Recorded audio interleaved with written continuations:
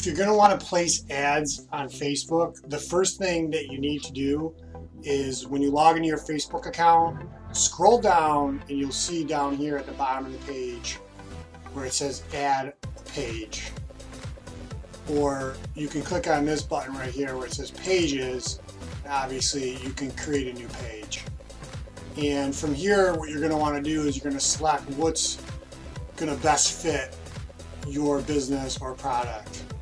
Most people are going to do a business or brand, but if you're just a public figure, you would go this route here. Very simple, just get started, and you can name, be very creative about how you name your business or your brand or your product. So I'm going to create a page, Social Media Marketing 101, and the category is going to be advertising and marketing. And from here, I'm going to start to build this page. Okay, so I'm just going to recap. What we did was we were on our Facebook page and we went to either pages or we went to create, add a page.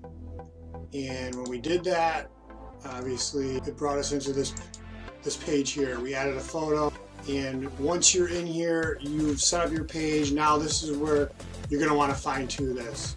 But stay tuned. Do me a favor, subscribe to my channel.